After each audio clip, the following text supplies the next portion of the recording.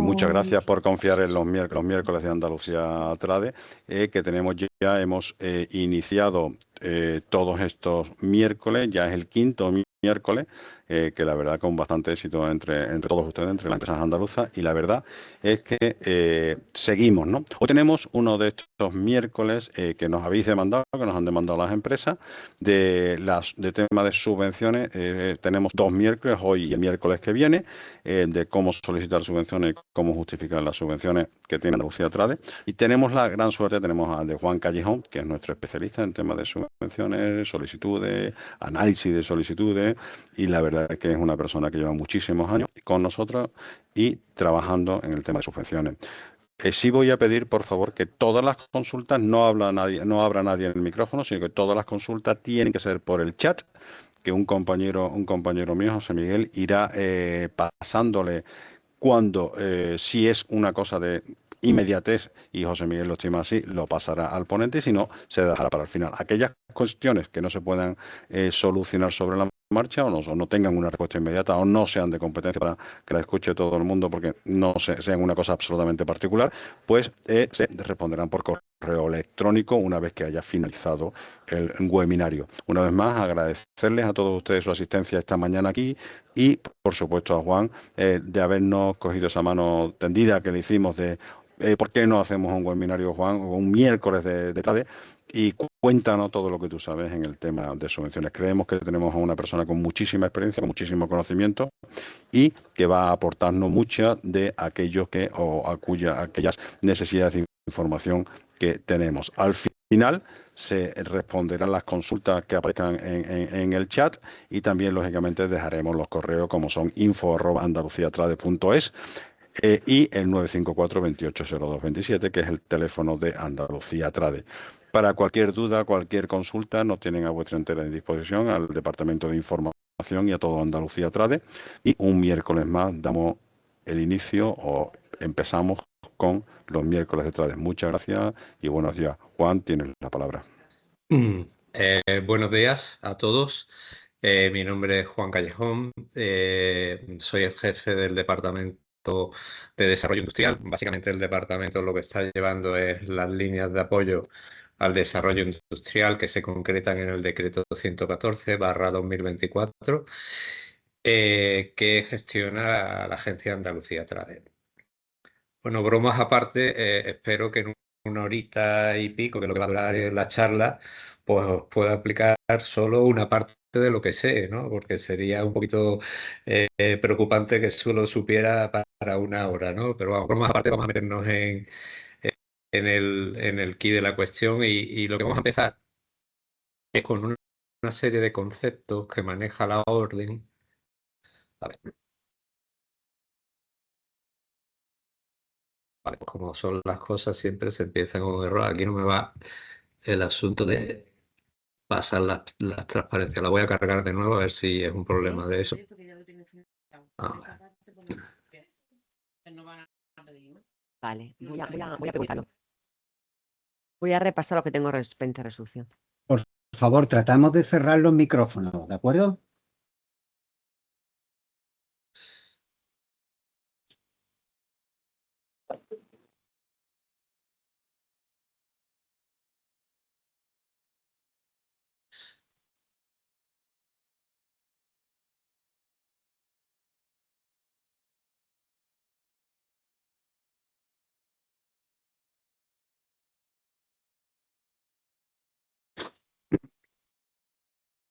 estoy cargando la presentación. Vale, espero que funcione ahora. Sí. Bueno, pues vamos a empezar. Como iba diciendo, lo que primero vamos a ver son una serie de conceptos que aparecen en el decreto, que creo que son importantes que tenerlos claros a la hora de solicitar una ayuda y hacerlo bien, porque se cometen una serie de errores que llevan al traste a las solicitudes, que son a veces, pues, digamos, despistes y cosas que hay que saber antes de hacer una solicitud. Bueno, pues empezamos con un concepto que se llama el efecto incentivador. Esto no es otra cosa, es un concepto que viene del FEDER, no es otra cosa que solicitar la ayuda antes de comenzar cualquier trabajo relacionado con el proyecto para el que solicitamos la ayuda, ¿no? Entonces, antes de iniciar cualquier trabajo, tendremos que presentar la solicitud. ¿Y qué se entiende por inicio de los trabajos? Bueno, pues por inicio de los trabajos se entiende cualquier tipo de construcción, cualquier tipo de pedido en firme y en principio cualquier cosa que, o sea, pedido o acuerdo con un proveedor que haga irreversible esa compra. Esto es en la teoría. En la práctica, realmente, cuando ya se ha hecho un pedido, cuando se tiene un contrato y eso, aunque uno pueda decir, bueno, pues esto ya es irreversible, pues no. Yo en esto tendría mucho cuidado porque la intervención de la Junta entiende que un contrato está para cumplirlo. Entonces, cuando tengamos firmado un contrato sobre un elemento de los que vamos a solicitar la ayuda, mejor separar ese elemento, no meterlo dentro del proyecto, a no ser, claro, que el elemento sea el core del proyecto que desnaturalizaría el proyecto luego. Entonces, no, mejor no presentar la ayuda porque nos la van a denegar, ¿no? Siguiente conceptos. El concepto de gasto subvencionable, equivalente de subvención bruta, intensidad de ayuda, presupuesto presentado solicitado y presupuesto subvencionable, ¿vale?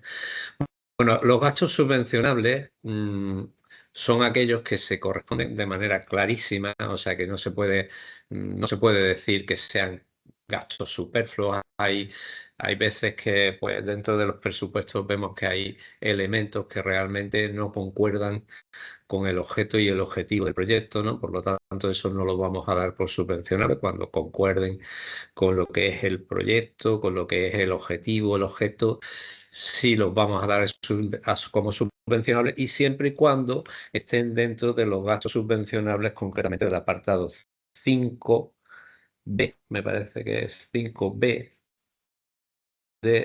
no, perdón, 6, el apartado 6, no, perdón, 5B, primero, gastos subvencionables del cuadro resumen, tanto de las líneas de crecimiento y mejora de la competitividad como de puesta en marcha, que es de las que os voy a hablar yo, ¿no? El equivalente de subvención bruta es el importe en euros de la ayuda que se va a conceder. La intensidad de la ayuda es un porcentaje sobre el presupuesto aprobado. El presupuesto aprobado concretamente son todos los elementos que hemos considerado subvencionables de la inversión solicitada. Y la inversión solicitada es el presupuesto básicamente que nos habéis presentado, ¿vale? Luego, muy importante, el concepto de presupuesto subvencionable, porque sobre este concepto es sobre el que nosotros vamos a conceder la ayuda, un porcentaje de ese presupuesto. Sobre ese presupuesto pues vamos a tener aspectos a cumplir como el requisito de presupuesto mínimo que tiene que cumplir un proyecto, no es del presupuesto que nos solicitado o que nos presentan, sino del presupuesto considerado subvencionable, que en el caso de estas líneas tiene que ser superior a 30.000 euros. Y sobre este presupuesto subvencionable, pues se van a hacer después las justificaciones, es decir, es digamos, un elemento clave, ¿no? en lo que es la ayuda y la solicitud. Más adelante seguimos con otros conceptos, el concepto de inversión inicial que concretamente se aplica en la línea de crecimiento y mejora de la productividad y no es aplicable a la línea de puesta en marcha. Básicamente, lo que se pide es que las inversiones se puedan concretar bien en la creación de un nuevo establecimiento, bien en la ampliación de la capacidad de fabricación de las líneas de producción de las empresas, bien en la diversificación de un producto o de la producción que tiene la empresa, o bien incluso en una transformación fundamental. El concepto de inversión inicial también tiene un apartado B, pero ese apartado concretamente no es aplicable a la línea de crecimiento y mejora. Es decir, nos hemos quedado solo con el apartado A, ¿vale? Más conceptos. ¿Qué se entiende por una misma actividad o una actividad similar? Bueno, pues lo que se entiende por esto es, son actividades que tienen que coincidir en su CNAE, ¿no? Por lo menos en en dos decimales del código, por decirlo de una manera, ¿no? ¿Y para qué usamos este concepto? Bueno, pues este concepto lo usamos para reconocer si una empresa que tiene varias solicitudes, esas solicitudes forman lo que le llamamos un proyecto de inversión única, es decir, en algunos aspectos, no en todos, tiene que ser tratado como si fuera el mismo proyecto. Lo tratamos así para ver el ratio de capacidad económico-financiera, lo tratamos así básicamente sobre todo esto, el tema de viabilidad económica, financiera, técnica y técnica también. Después, esto lo podéis ver, ese concepto, en la página 46 del decreto, por si queréis verlo. Está relacionado también con el concepto de traslado y deslocalización de una misma actividad o similar, cosa que en principio no sería subvencionable. Es decir, si nos traemos un negocio de Alemania a Andalucía, pues en principio, si eso somos capaces de detectarlo, en principio no sería subvencionable. ¿Qué entendemos por un nuevo establecimiento empresarial? Este es un concepto que también hay que tener cuidado, ¿no? Sobre todo en puesta en marcha, que exigimos que con el proyecto se cree un nuevo establecimiento, ¿no? O que suponga un nuevo establecimiento para la empresa. Bueno, pues es el lugar donde se lleva la actividad productiva del proyecto. Bien se puede hacer mediante construcción, bien mediante adaptación, rehabilitación o incluso por alquiler también podría ser, ¿vale? Y que en principio se usaba para otra actividad diferente a la del proyecto. Actividades subvencionables, que, bueno, pues para solicitar las ayudas, digamos, las personas que son beneficiarias son las pequeñas y medianas empresas, ¿no? Luego, por tanto, solo en principio son subvencionables las pequeñas y medianas empresas. En el caso de crecimiento y mejora, los autónomos, o sea, al fin y al cabo, un autónomo es una empresa. Y en el caso de puesta en marcha, los autónomos no serían subvencionables, solamente son subvencionables las sociedades, por hacer una distinción. A ver, esto lo tengo yo muy chiquitito.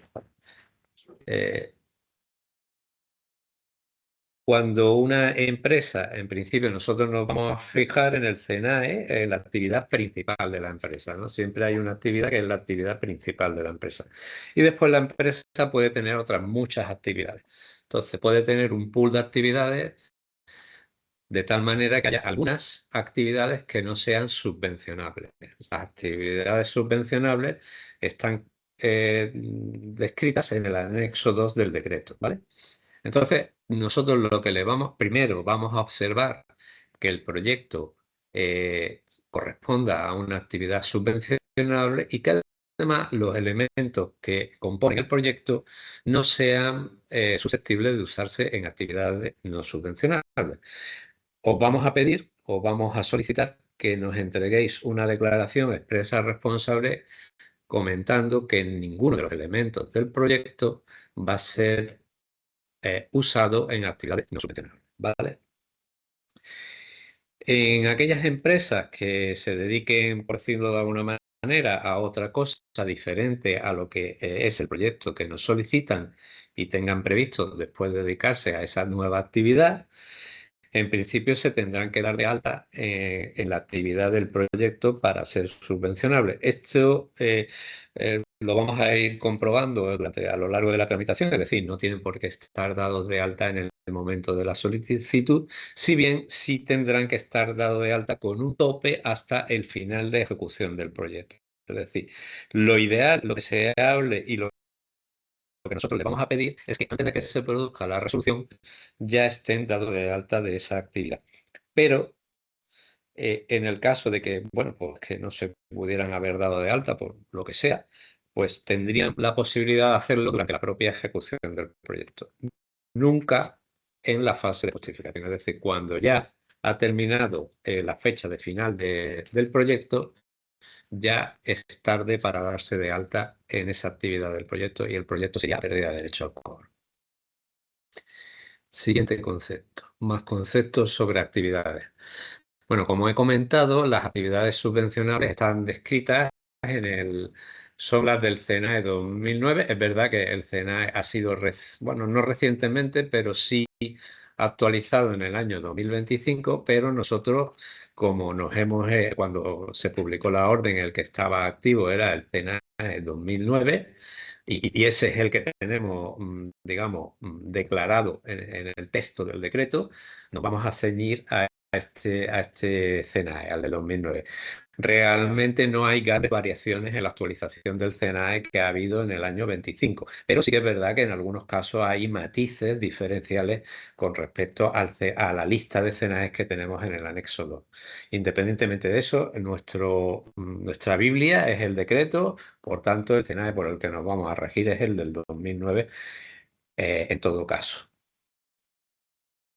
Dentro del CENAE o de la lista de actividades subvencionables hay unas actividades concretamente ligadas al sector agroalimentario que son un poquito peliagudas en cuanto a que las actividades del sector agroalimentario deben de ser en su mayoría apoyadas por fondos FEADER. Y nosotros los fondos que usamos son FEDER. ¿Qué pasa? Que algunas actividades del sector agroalimentario pueden ser o son susceptibles de apoyarse a través de fondos FEDER, ¿no? Entonces veréis que hemos puesto ahí únicamente los CENAE 1052, 17, 1082, etcétera, son los que podemos apoyar de una manera limpia. Por favor, si pueden apagar los micrófonos, se lo agradezco. En el caso de los CENAES 1089, concretamente, o en algún que otro, tendremos que hacer consulta para ver si la actividad del proyecto es una actividad subvencionable. Básicamente, lo que aquí hacemos es que vemos los productos que fabrica la empresa. Buscamos en el arancel, que es el reglamento este de ejecución 2025/1926. Con los productos que fabrica la empresa en este proyecto y buscándolo en ese arancel, vemos en qué capítulo del arancel encajan estos productos. Y a sabiendas ya de qué capítulo del arancel encajan esos productos, nos vamos al listado del anexo 1, que es el del artículo 38 del Tratado de Funcionamiento de la Unión Europea, que aparece el listado de productos, por decirlo de una manera, prohibidos para el FEDER. Si tenemos la mala suerte de que el capítulo que aparece en el arancel está incluido en ese anexo 1, pues ese proyecto no lo podemos subvencionar. Si no está incluido, lo podremos subvencionar. Vale, ahora vamos a entrar en lo que son los proyectos de la línea de crecimiento y mejora, así someramente una mínima descripción. Bueno, pues son proyectos, lógicamente, que van en el fomento de lo que es el desarrollo industrial, la creación y la modernización de las empresas, promovidos por pymes, incluidos los autónomos, que no estén en crisis, que tengan CENAEs subvencionables, que correspondan a inversiones iniciales, es decir, al concepto de inversión inicial, que tengan un presupuesto subvencionable superior a 30.000 euros, y después tienen que cumplir una serie de requisitos que sean viables desde el punto de vista técnico, económico y financiero, que tengan previsto crear con el proyecto presentado un establecimiento operativo en la Comunidad Autónoma de Andalucía, que no estén iniciados y que la financiación del proyecto al menos incluya un 25% de los costes subvencionables aportados, bien por la empresa de sus propios recursos, bien por préstamo total y absolutamente privado.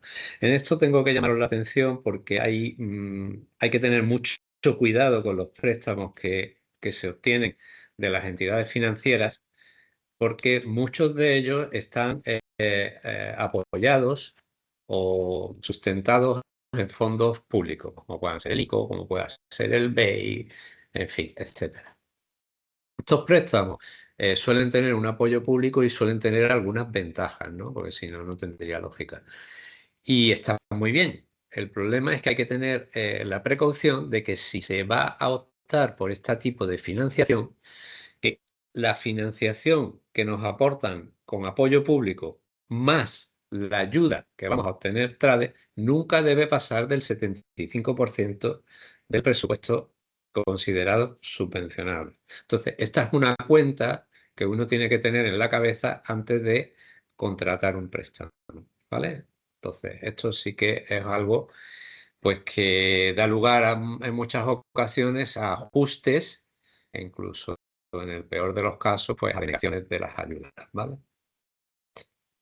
Siguiente. Bueno, pues concretamente se puede uno hacer una mini o autoevaluación de qué es lo que le puede a uno corresponder por el proyecto presentado. Bueno, las intensidades son muy altas en este decreto.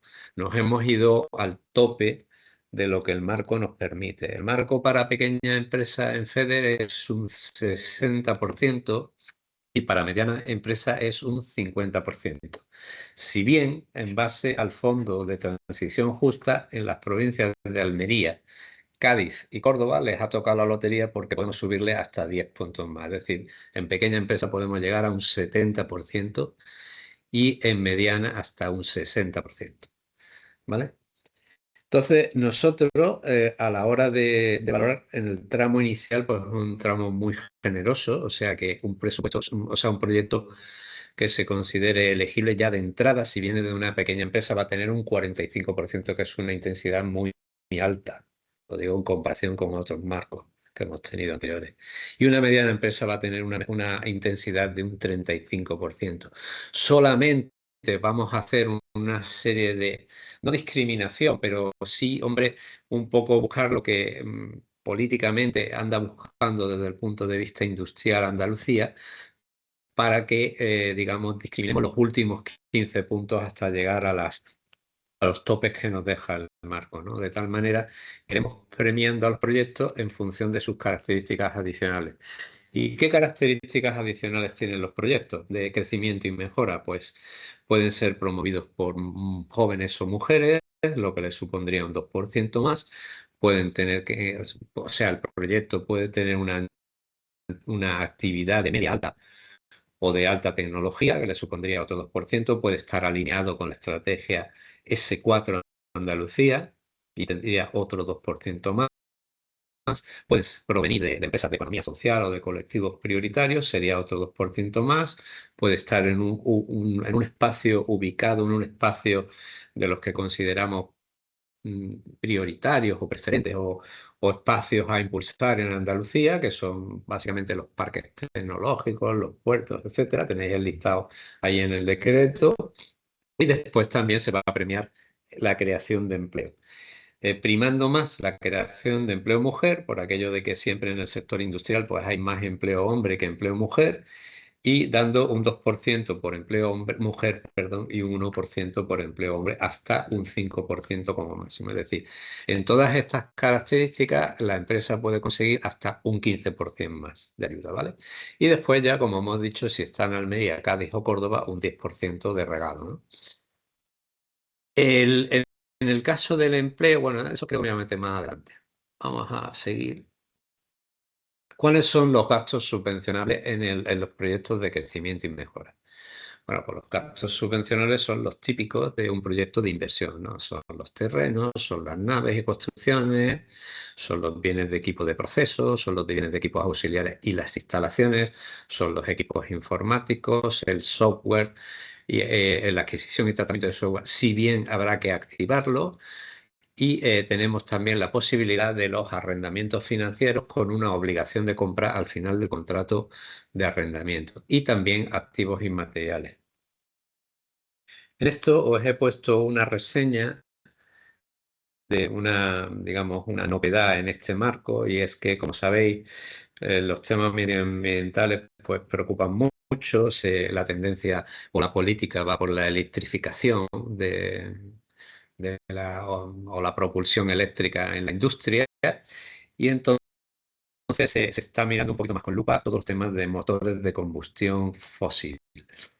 ¿Cuándo vamos a admitir elementos que estén propulsados por motores de combustión fósil? Bueno, pues lo vamos a admitir cuando por las características del proyecto que nos presentan, pues no haya una alternativa tecnológica o una alternativa económica, es decir, sea antieconómico ponerlo electrificado, ¿no? Y siempre y cuando los motores que tengan estos elementos sean poco contaminantes o, digamos, amigables con el medio ambiente. Entonces, estos dos elementos los vamos a tener muy en cuenta a la hora de que, por ejemplo, apoyemos elementos. Un ejemplo, por ejemplo, las carretillas eléctricas, las carretillas estas que se usan para paletizar, para almacenar, etcétera, ¿no? Pues yo diría que ese tipo de carretillas ya de motor de combustible fósil no las vamos a apoyar. Esas tienen que ser todas eléctricas. Elementos que pueden ser al contrario, pues hombre, a lo mejor una pala cargadora en una cantera en medio del campo, pues entendemos que esa pala cargadora, pues electrificarla, no teniendo allí un acceso a un centro de transformación cercano, etcétera, pues puede ser lógico que sea propulsada por combustible fósil, ¿vale? Siguiente. Proyectos de puesta en marcha. Esta es la otra línea de desarrollo industrial. Vale. Aquí quería resaltar algo importante. En la primera línea que os he comentado de crecimiento y mejora tenemos mucho dinero. Bueno, cada vez menos dinero porque ya de momento se ha ejecutado pues un 70% del presupuesto. Es cierto que es posible que se dote más, pero en principio vamos rápido. En esta línea el presupuesto es muchísimo menor, diríamos que es un presupuesto de unos 7,5 millones de euros. ¿Pero por qué es así? Porque hay que comprender qué tipo de proyectos son los que esperamos nosotros en esta línea. En esta línea, los proyectos que nosotros esperamos son proyectos que correspondan a lo que es la creación o el lanzamiento de una empresa, por primera vez, por decirlo de alguna manera. No tienen que ser proyectos de inversión inicial, sino que se rigen por un artículo que es el artículo 22 del reglamento 651/2014, que es el reglamento del FEDER que nos permite dar ayudas con el FEDER. Y básicamente lo que le pedimos digamos, a la empresa que nos propone el proyecto es que encaje en los requisitos de ese reglamento, de ese artículo. Y entonces, bueno, algunos de ellos son de los requisitos, pues que no se haya hecho cargo de una actividad anterior, que todavía no haya distribuido beneficios, que no haya adquirido otra empresa o se haya formado mediante concentración de empresas, en fin. Lo importante de estos proyectos es que sea el lanzamiento de una nueva empresa. ¿Y qué ventajas va a tener este tipo de línea con respecto a la de crecimiento y mejora? Pues sí que tiene algunas ventajas específicas pensadas para este tipo de proyectos. De entrada, aquí no hay efecto incentivador, es decir, aquí una empresa, un proyecto que esté iniciado los trabajos es subvencionable. Si bien, y esto por poner digamos, algún horizonte temporal, solamente vamos a tener como gasto subvencionable o como inversión subvencionable aquellos incurridos 6 meses antes de la fecha de solicitud. Es decir, hasta 6 meses antes de la fecha de solicitud podéis cargar al proyecto presupuesto que vamos a considerar subvencionable. Luego, esto es una ventaja con respecto a crecimiento y mejora. ¿Qué otras ventajas tiene?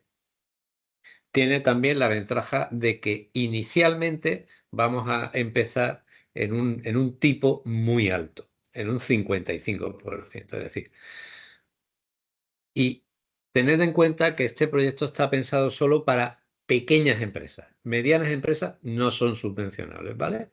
Y que además tienen que venir aparejados de la creación de un nuevo establecimiento en Andalucía. Es decir, que el proyecto suponga una nueva actividad económica para Andalucía, ¿no? Todos estos requisitos, es decir, esta es la filosofía que tiene este proyecto. Luego, importante, no existe el efecto incentivador y también se pueden llegar a unas intensidades muy interesantes.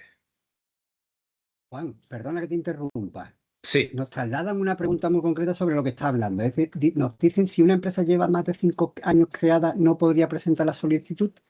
efectivamente. Ese es otro de los requisitos, no lo he mencionado, pero es otro de los requisitos del artículo 22 este. Que se lean muy bien el artículo 22 del reglamento, ¿eh? Y que vean vamos, si lo cumplen. Si no lo cumplen, pues mejor que se vayan por la línea de crecimiento y mejora. Es así de sencillo. Es decir, estamos observando que hay proyectos que tenemos que denegar por esta línea que podríamos haber aprobado por la línea de crecimiento y mejora. Esto es una pena. Es verdad que esta línea tiene, bajo mi punto de vista, digamos, la ventaja de que el proyecto puede estar iniciado y la ventaja de que el tramo inicial es muy alto. Pero por otro lado, hay que tener cuidadito y ver que uno realmente encaja en este artículo 22, ¿vale? Bueno, siguiendo con lo que es las intensidades que tenemos, pues aquí lo que hemos dicho, el tramo inicial es 55 y después podemos conseguir hasta 15 puntos más hasta llegar a los 70 puntos con características adicionales. Aquí, como no existe o no es aplicable, por decirlo de alguna manera, el fondo de transición justa, todas las provincias están tratadas por el mismo rasero. Es decir, no hay digamos, un baremo más alto en una provincia que otra. Eso también es importante porque el proyecto puede localizarse en cualquier provincia que tendrá el mismo tratamiento, ¿no?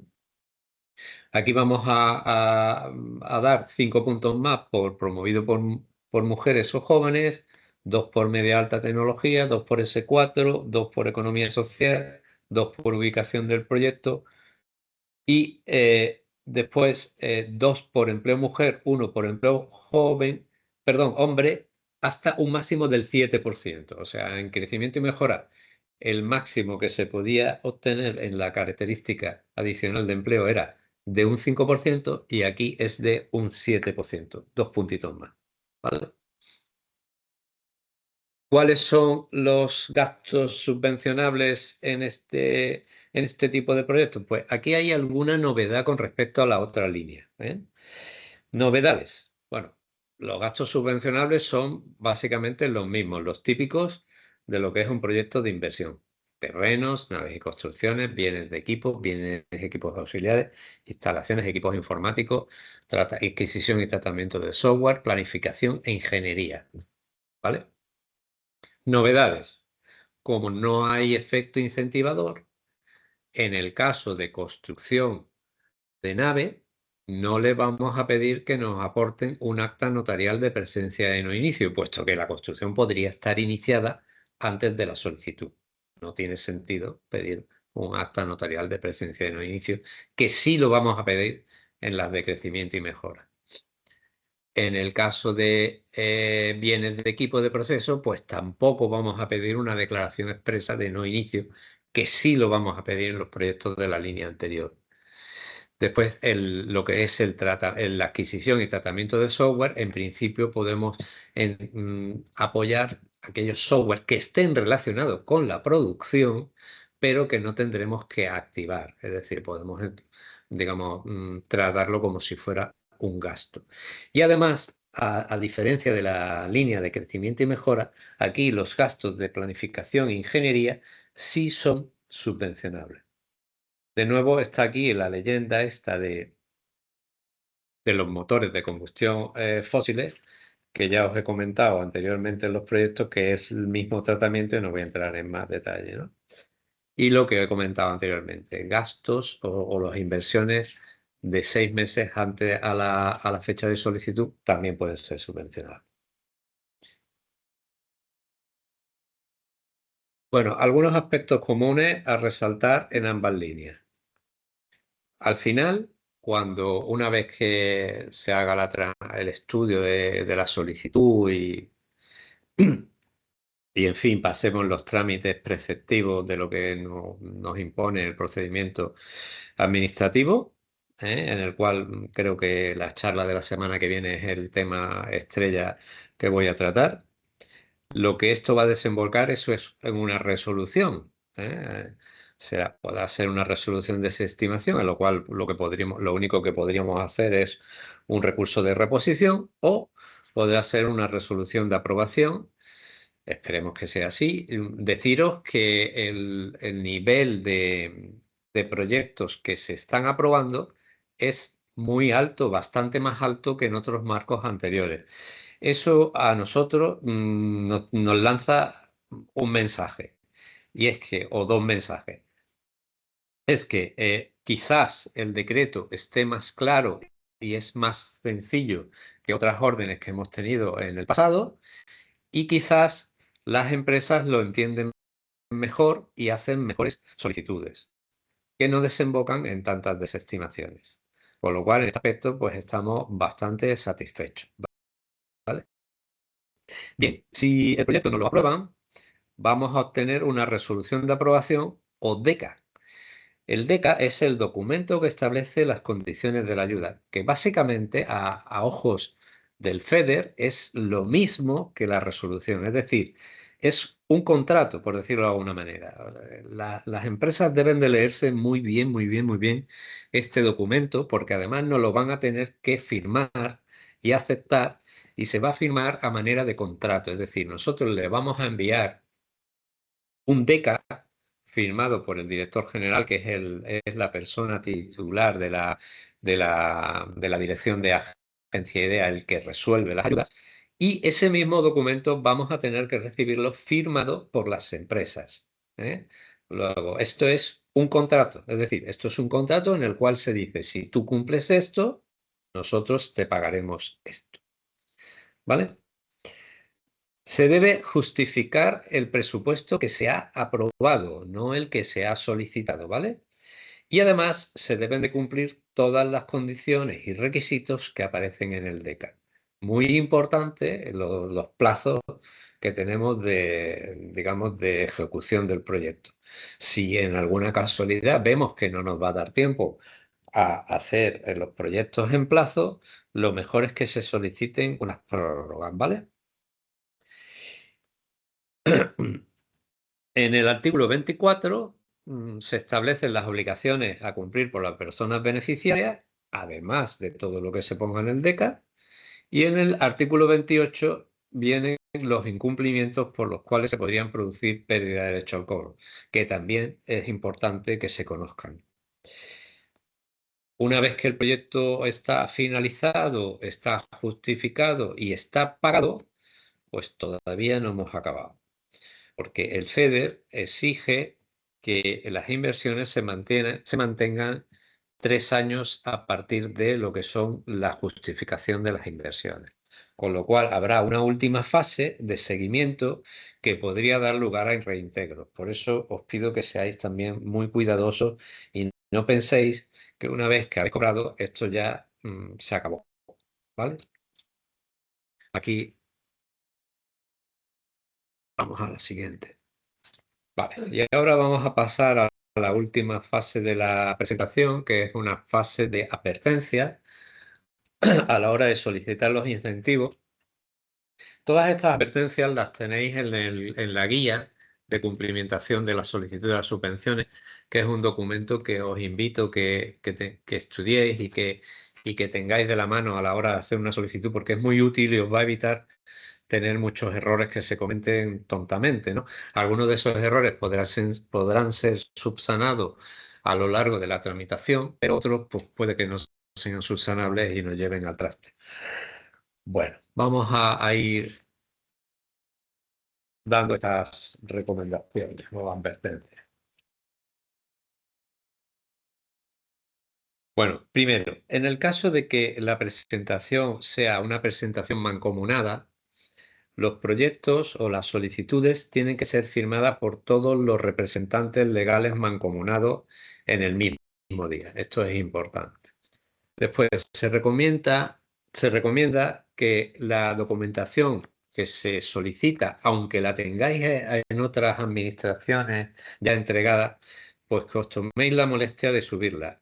Básicamente a nosotros nos va a facilitar mucho la tramitación y después vamos a evitar demoras en los tiempos, ¿vale? Después, se tiene que disponer de un poder que sea vigente en el momento de la presentación de la solicitud. Si no fuera así, la solicitud presentada no sería válida. Muy importante, antes de comenzar a hacer el proyecto, modularlo. Es decir, vamos a ver qué presupuesto solicitado versus aprobado, pero en este caso sería solicitado, voy a proponer en mi ayuda, y para esto tengo que tener muy en cuenta si cumplo el ratio de capacidad económico-financiera, concretamente el apartado 4A, 2C del cuadro resumen. ¿Esto qué viene a decir? Lo que viene a decir es que, o lo que se pretende con esta pequeña vallita, es que los proyectos que nos presenten las empresas realmente sean unos proyectos que tengan por lo menos un atisbo de realidad, ¿no? Porque tened en cuenta que nosotros cuando aprobamos los proyectos los hacemos nuestros y después los vamos a certificar al FEDER, con lo cual los tenemos que defender frente al FEDER. Y no queremos consignar presupuesto para proyectos, llamémosle, poco realistas, que a lo mejor para la empresa lo pueden ser, pero nosotros tenemos que ir a cosas concretas, ¿no?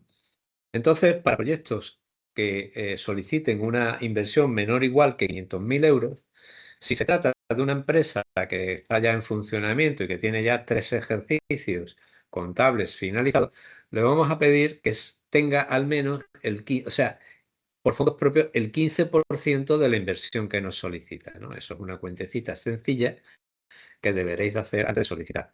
En el caso de que el proyecto esté entre 500.000 y 1.200.000, pues es un 20%. Y si supera la cantidad de 1.200.000, tendrá que ser un 25%. En el caso de que sean empresas de nueva creación o empresas que tienen menos de 3 ejercicios, lo que le vamos a pedir es que esa cuenta se haga sobre el capital, ¿eh? Un capital suscrito y desembolsado, ¿vale? Y esto lo vamos a hacer sobre las últimas cuentas cerradas y registradas, justo a la fecha de solicitud. Y además, esta condición la tenemos que mantener hasta la fecha de resolución. Con lo cual, en principio, esta cuentecita es una cosa que tenéis que hacer antes de pedir la ayuda, ¿vale? Más recomendaciones.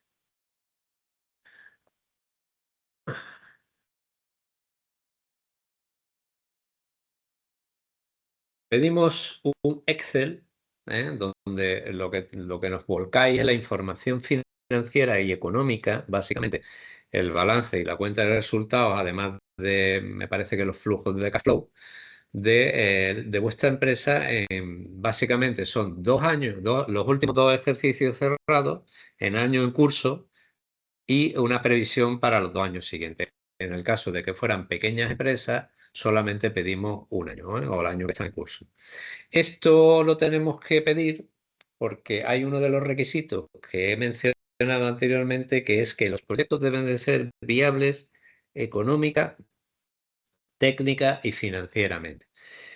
Y no tenemos otra que mirar las cuentas para ver si económica y financieramente el proyecto es fiable, o es viable, perdón. Entonces necesitamos esta información de vuestra parte. Es una que yo creo que no es muy sencilla, pero para una persona que sepa de cuentas no es demasiado difícil. Hay una serie de chivatos ahí en la Excel que te va diciendo si te estás equivocando. Si resulta que lleváis un montón de tiempo y os siguen dando errores, porque realmente los chivatos es al 0, o sea, que es que en cuanto que te equivoques en un porcentaje, vamos, en unos decimales ya te está dando errores. Si esos errores es por poco, digamos, euros, la vamos a admitir. Lo digo para que no rompáis la cabeza ahí para cuadrarlo todo al 0. En realidad lo que queremos ver es las magnitudes, ¿no? Las magnitudes para ver la viabilidad económico-financiera. Inicio y fin de los proyectos. Esto es importante.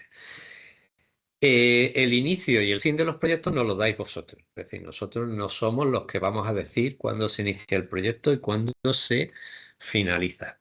El inicio del proyecto es muy importante, primero, por el tema del efecto incentivador en la línea de crecimiento y mejora, y por el efecto no incentivador en la línea de puesta en marcha, porque nos va a marcar los 6 meses digamos, anteriores a ese inicio, ¿no?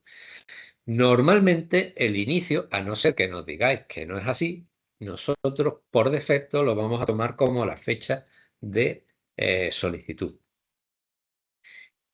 Porque además, en principio, puede ser digamos, el más ventajoso, teniendo en cuenta que solo vamos a tener en cuenta las inversiones y gastos que estén comprendidas entre el inicio del proyecto y el final de ejecución. Entonces, si alguien va y solicita una fecha como hoy, el 13 de mayo, la Virgen de Fátima, vamos, por cierto, felicidades para todas las Fátimas, pues, y nos dice que va a empezar una semana siguiente, si incurriera en alguna compra de alguno de los elementos del proyecto en esta primera semana, nosotros en principio ese elemento no lo podríamos dar por elegible, ¿vale? Para que lo tengáis en cuenta. Y el final del proyecto, esa fecha también es muy importante. El final del proyecto también nos lo decís nosotros. En principio nosotros no deberíamos aceptar ningún proyecto que pasara de los 2 años. Y vamos a mirar con lupa si un proyecto pasa a un ámbito temporal de 2 años. Porque lo que no queremos es que las empresas nos hagan sus cartas a los Reyes Magos o, digamos, nos consignen presupuestos hasta final de marco, dejando a otras sin presupuesto. Desgraciadamente el presupuesto es algo finito y no queremos que ocurra eso, con lo cual nosotros vamos a ver la idoneidad de esos plazos que nos ponen las empresas. El final del proyecto también efectivamente indica el momento de corte para lo que son gastos incurridos en el proyecto, con lo cual también es muy importante. Bien, o sea, lo que sí podemos aceptar es que la fecha de la factura se encuentre en los 3 meses que tenemos para justificar, pero el gasto o la inversión tiene que estar incurrida en el plazo de ejecución del proyecto, ¿vale? En el caso de los proyectos de crecimiento y mejora, antes de comenzar obras de construcción, en el caso de que el proyecto las tuviese, tenéis que hacer un acta de presencia de no inicio de los trabajos. Esto es muy importante, un acta notarial, muy importante, que tenéis que, normalmente la pedimos en el trámite de propuesta de resolución provisional, pero que incluso también nos lo podéis dar en los trámites anteriores. Esto es algo importante. En el caso de puesta en marcha, este acta no es... Por favor, los micrófonos. Como se equivocó antes de una factura y una bono. Hay un micrófono. Por favor, los micrófonos. Arriba te vale. Bueno, como he dicho, el acta de notarial es muy importante en el caso, vamos, imprescindible en el caso de crecimiento y mejora, y no lo es en el caso de puesta en marcha. Siguiendo con las advertencias, también comentaros que se admiten bienes de segunda mano, pero estos bienes tienen que tener un valor de mercado. ¿Y cómo vemos si tienen un valor de mercado? Pues lo vamos a hacer con tasaciones que nos tenéis que aportar. Y además, estos bienes no pueden estar apoyados previamente por otras ayudas, es decir, que no hayan sido... pues perdón, me he retrasado yo en las transparencias. Que no hayan sido apoyados en otras ayudas anteriormente. También se puede, como he dicho, usar los arrendamientos financieros como manera de comprar los elementos. Si bien vamos a pedir que en el contrato de arrendamiento financiero haya una opción de compra, de tal manera que en principio y lo deseable sería que esa opción de compra se ejerciera antes de finalizar el proyecto. Si esto no ha ocurrido así, lo que vamos a hacer es que vamos a dar por subvencionable las cuotas realmente pagadas en la ejecución del proyecto. Y ya en el seguimiento veremos si finalmente ese elemento ha sido comprado o no ha sido comprado. Porque si no hubiera sido finalmente comprado, pues tendremos que pedir el reintegro. Y ya para finalizar la charla, porque tampoco pretende ser exhaustiva, quizás entrar en algunos temas nuevos o sobrevenidos a lo largo de la tramitación recientemente que son esto del Do Not Significant Harmful, el conocido DNSH, y lo que es el Climate Proofing, que de alguna manera lo hemos estado, digamos, aplicando desde el inicio del decreto. Bien, como sabéis, la Unión Europea, pues las preocupaciones sobre el medio ambiente son máximas, ¿no? Entonces ya nos venían anunciando en este marco que los proyectos no pueden contaminar, es decir, no pueden tener un impacto sobre el medio ambiente, o por lo menos los proyectos que se apoyen con dinero FEDER, ¿vale? En principio, todos los proyectos son contaminantes. No hay un proyecto que no tenga impacto sobre el medio ambiente. Si bien se ha discriminado en cuáles contaminan de una manera, vamos a decir, media alta, y cuáles no contaminan o contaminan de una manera media baja. En principio, como criterio objetivo, se ha tomado que todo proyecto que mueva un ladrillo, es decir, que tenga obra de construcción, ese sería un DNSH complejo, es decir, tendría una contaminación media alta. Y que todo proyecto que no mueva un ladrillo, es decir, que son máquinas, ese proyecto es un DNSH simple. ¿Problema? No hay problema. Documentación y digamos, vamos a llamarle burocracia ordenada, más burocracia, más documentación ordenada respecto a no contaminar en el caso de DNSH complejo.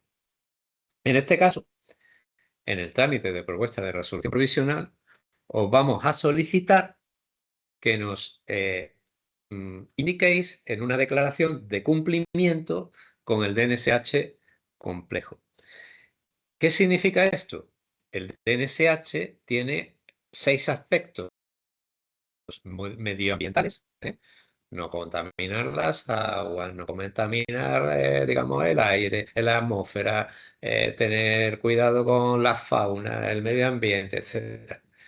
Sobre los cuales vamos a tener que pronunciarnos sobre nuestro proyecto, ¿no? Entonces, nuestro proyecto no debe de tener un impacto significativo en contaminación del agua, con vertidos, no debe tener un impacto significativo en contaminación atmosférica, no debe de afectar a la fauna, en fin, a todos estos aspectos que contempla el DNSH. Y no lo vaya a decir, es decir, os vaya a autoevaluar y además nos vaya a decir si aplica para estos condicionantes ambientales vuestro proyecto o no aplica. En caso de que no aplique, ¿por qué no aplica? Y en caso de que aplica, ¿por qué lo cumplís y con qué documento nos lo vaya a demostrar? Por ejemplo, documentos que se van a pedir siempre en justificación. Lo que pasa es que ahora, antes de justificación, nos vaya a decir, oye, yo en justificación te voy a aportar esta documentación. Documentos.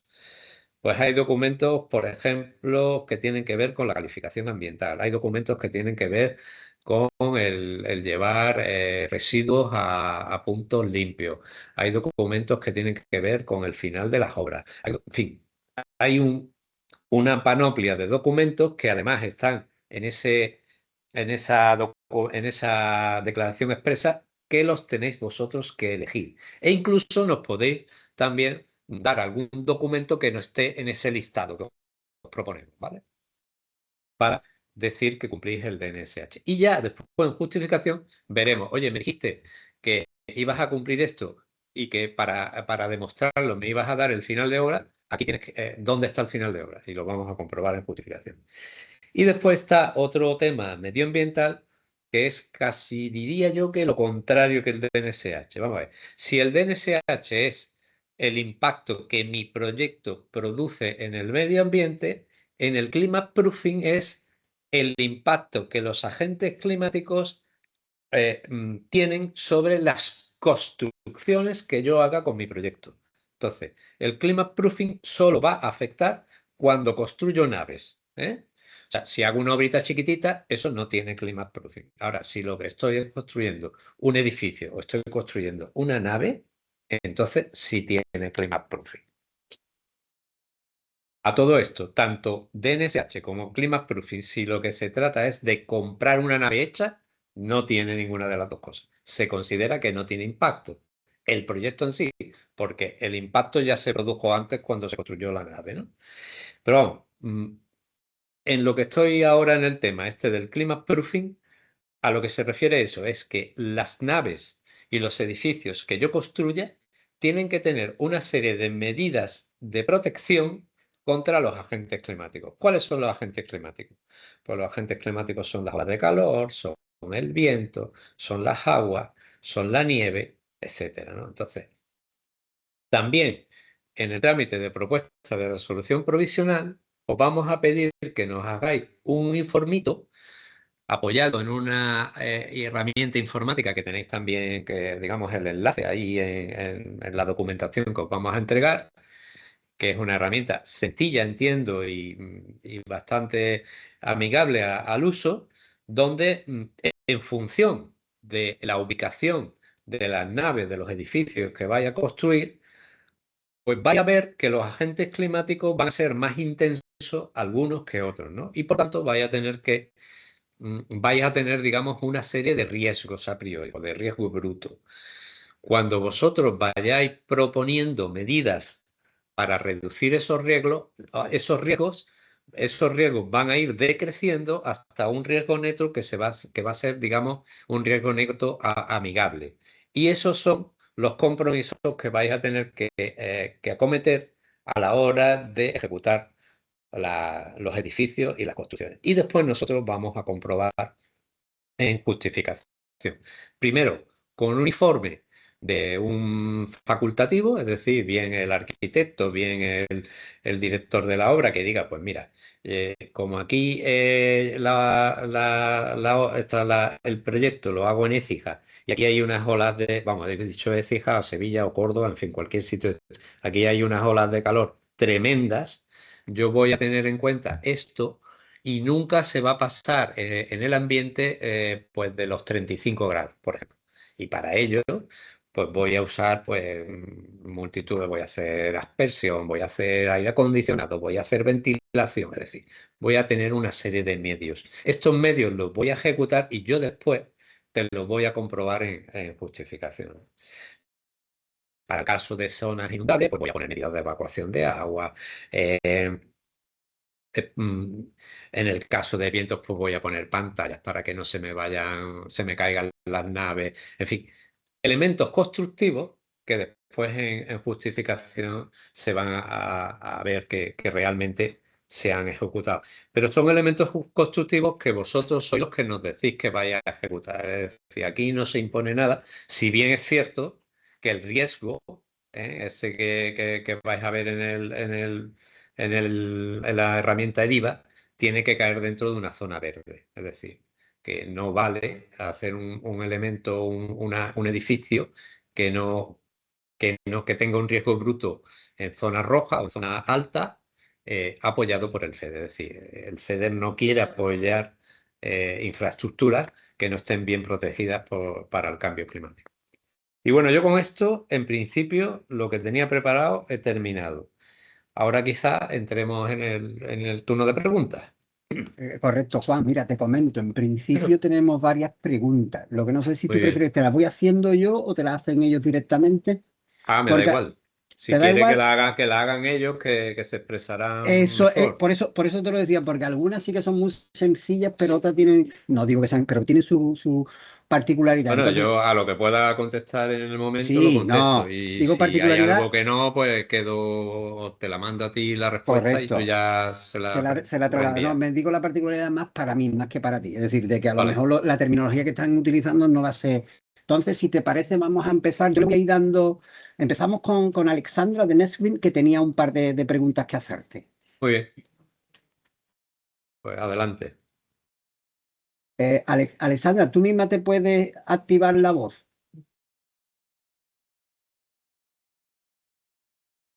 Bueno, sí está. Si no pasa a la siguiente pregunta. Correcto, pues vamos a hacer eso. Después, si acaso, se le da un turno al Correcto, final. la siguiente pregunta la teníamos de salud. Ujú. Hola, ¿qué tal? Buenos días. Buenos días. Muchas gracias por la información porque está siendo muy útil. Gracias. A ver, nosotros Bueno, yo me he encontrado en algún caso con CNAE principal de la empresa no elegible, pero sí el proyecto tenía elegibilidad en cuanto al CNAE.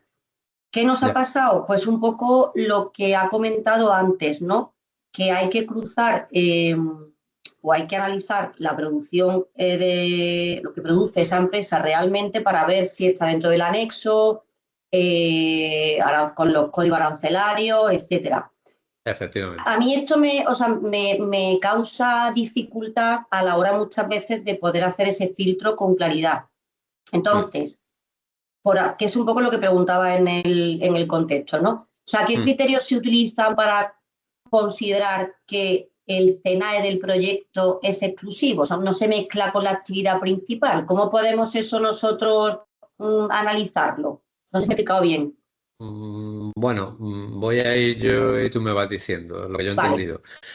Evidentemente me estás hablando de un proyecto agroalimentario. Sí, efectivamente. Bueno, en principio, y esto sería aplicable a cualquier tipo de proyecto, si una empresa tiene un CNAE principal no subvencionable, pero pretende acometer una actividad subvencionable, lo que tiene que darse es de alta de esa actividad subvencionable. Eso es lo primero. Sí. Y después que los elementos del proyecto sean indubitadamente aplicables a esa actividad subvencionable, porque si nosotros vemos algún elemento que pueda ser usado en una actividad no subvencionable de las que tiene ahora mismo, pues ese elemento nosotros ante la duda no lo vamos a dar por subvencionable, ¿vale? Vale. Algo tan sencillo como, bueno, yo qué sé, imagínate, pues, en caso de agroalimentaria, pues, a lo mejor estoy diciendo una tontería, pero un horno, ¿no? Bueno, no, un horno si lo vamos a usar en productos no subvencionables, no lo podemos apoyar, ¿vale? Sé que el tema es complicado, pero tiene que ser así. ¿Cómo hacemos nosotros la discriminación? Bueno, pues, hombre, nosotros no somos, también te lo digo, unos expertos en el tema agroalimentario. Nos movemos con la experiencia que tenemos ya de varios marcos apoyados e incluso en el caso de que tuviéramos alguna duda, pues normalmente no suele ser así, pero puede haber algún producto que a nosotros nos cause un problema de dudas reales, pues iríamos, digamos, a expertos, a preguntarles a expertos. Pero en principio no solemos ser autosuficientes, ¿no? Nosotros lo que hacemos es lo que podrías hacer tú, o sea, buscar en el arancel el producto y ver realmente en qué capítulo del arancel se encuentra ese producto. Es verdad que hay productos nuevos que son a veces complicados de encajar en el arancel, porque nos vienen productos últimamente, todos los temas estos de nutracéuticos y tal, que realmente nos cuesta trabajo. Pero en general, yo diría que en un 99%, unos porcentajes muy altos, somos capaces de encajarlo. Y una vez que lo hemos encajado, es directamente irte al anexo 1 y ver si ahí está o no está. Ya está. Es así de sencillo. Vale. No sé si le puedo hacer una pregunta, a lo Sí, mejor claro. en nuestro caso, para ver si es Un que poco nos ha rápida, ocurrido ¿vale? ya en varias ocasiones y quizá a lo mejor el planteamiento del tirón entra más por FEADER que por FEDER, ¿no? Sí. Es el caso de productores cárnicos. O sea, son, por Sí. ejemplo, de esas, ¿no? Que tienen el criadero de cerdos, luego tiene el matadero, pero a la vez tiene las propias instalaciones, lo que es la parte de comercio al por mayor o al por menor.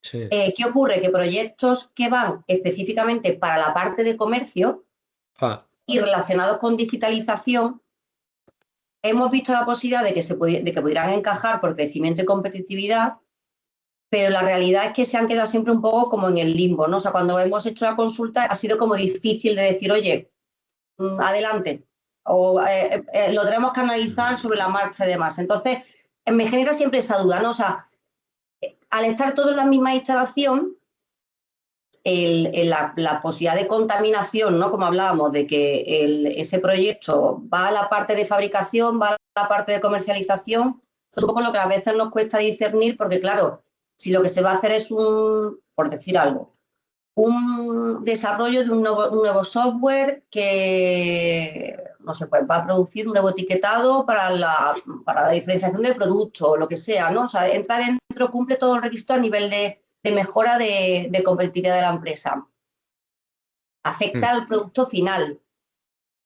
y a la parte de comercialización. Pero claro, ¿cómo podemos tener la seguridad 100% de que no va a estar afecto a la parte que sea no elegible? Claro.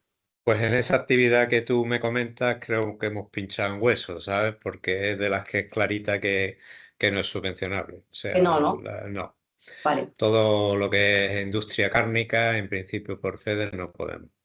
Vale, vale, y vale. comercialización tampoco. Vale, vale. Pues entonces me queda clarísimo. Muchísimas Muchas gracias. gracias. De nada. Gracias, Salud. Pasamos al siguiente, que es José Morales, de Sánchez Lafuente. José, ¿estás ahí? Si no está José, José está. Bueno, pues entonces pasamos a Al Micheli. siguiente. Micheli, ¿está? Hola, sí, estoy acá. Muchas gracias.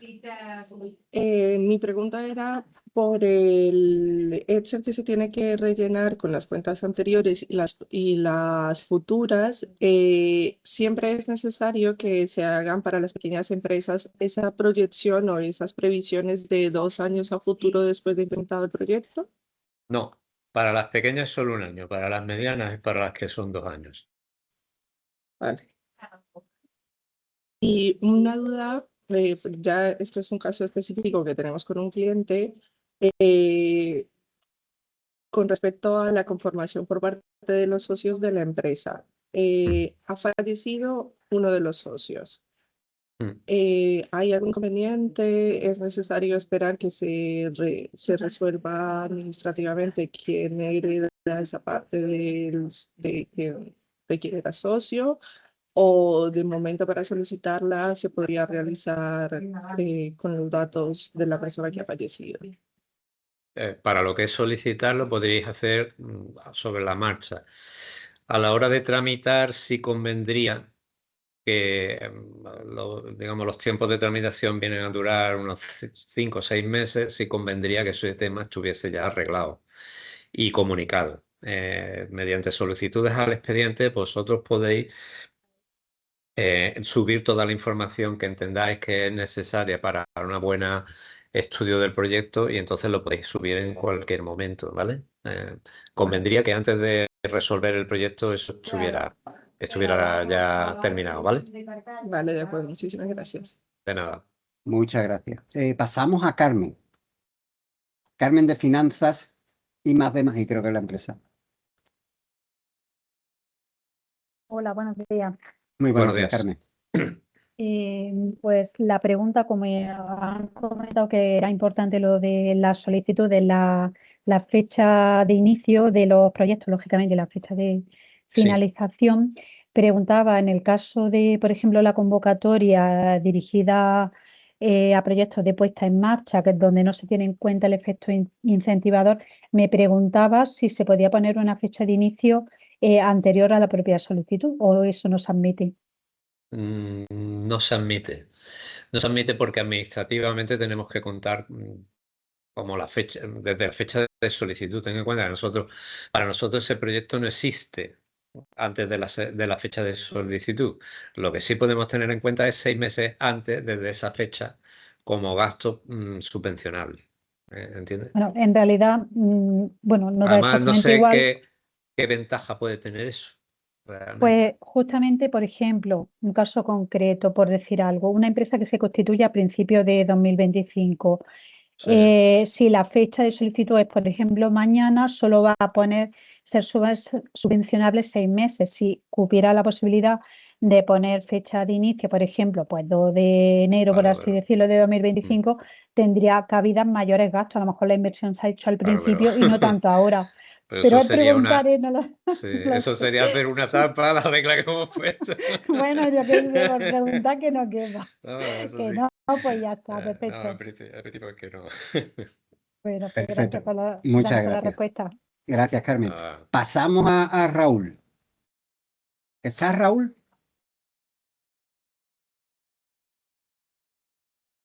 Pues si no está Raúl, pasamos y volvemos, ya recuperamos a Alexandra, que ya ha recuperado, que era la primera persona en intervenir. ¿Estás ahí, Alexandra? Sí, estoy por aquí, muchas gracias. Muchas Disculpadme gracias. antes que me entró una llamada, perdonad, por favor. 2 cuestiones muy concretas, ¿qué tal? Buenos días. Por un lado, la diferencia entre acreditar solvencia de la empresa solicitante con fondos propios o con cifra de capital social, ¿vale? Sí. La empresa con menos de 3 ejercicios lo debe acreditar con la cifra de capital social, Sí. que entendemos que no debe ser la de las últimas cuentas anuales depositadas. Puede ser habiendo ampliado capital suscrito y desembolsado este mismo año e ir con esa solvencia para solicitar en este mismo ejercicio la ayuda, ¿correcto? Sí, correcto. Lo que pasa es que tiene que tenerlo antes de la fecha de solicitud. Eso es Sí, importante, ¿eh? correcto. Eso Vale, vale. es el caso, pero eso era esa diferenciación Sí, sí. que no la había yo entendido bien en la explicación. Perfecto. Ujú.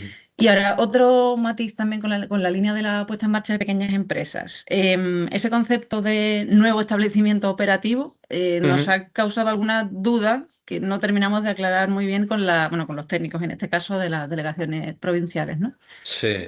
Tenemos un caso Bueno, específico, perdón. venga, sí, perdón.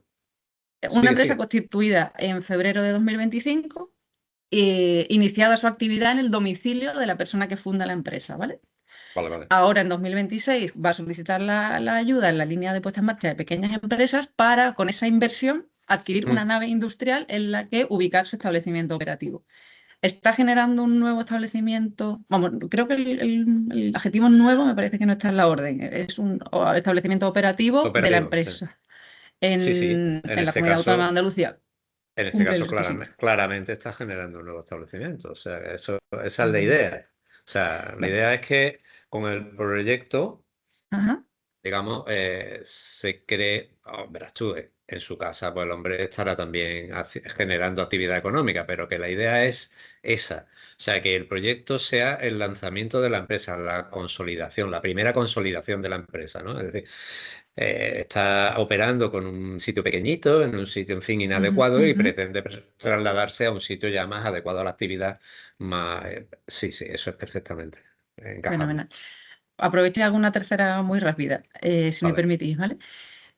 Tuvimos un caso en el que, esto ya estamos en la línea de mejora de la competitividad. Sí. La empresa iba a adquirir un terreno con unas construcciones, vía enajenación a una entidad pública, es decir, concurriendo en un proceso de licitación, ¿vale? Pública. ¿Qué fecha se tiene en cuenta ahí a la hora de acreditar el cumplimiento del efecto incentivador? ¿La mera participación en el procedimiento? No, la mera Entendemos que participación no. La mera Vale. participación no. Sería en todo caso la fecha de adjudicación. Ninguna Pero anterior, creo- ¿verdad? No, Porque hay anterior no. muchas veces que el licitador exige depositar que una eso- garantía que después se puede recuperar si finalmente no es el adjudicatario.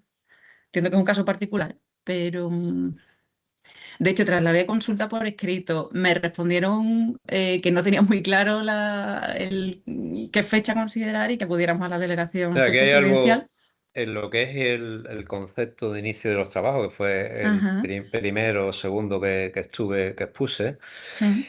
Hay algo que es similar, que sería que en el caso de traspasos, el inicio de los trabajos es el momento en el que se adquieren los activos vinculados directamente al establecimiento adquirido, ¿no? Entonces esto te está dando un poco la pista, ¿no? O sea, aquí el momento de adjudicación sería, ¿vale? Consideraríamos la fecha de adjudicación. Fenomenal. Perfecto, pues Vale. muchas gracias. Disculpad De de nada. nuevo. Gracias. Muchas gracias. Simplemente creo que ya no quedan más dudas. Vamos a recuperar las dos personas que estaban pendientes por si estaban aquí. José Morales. Si no está, Raúl Gutiérrez.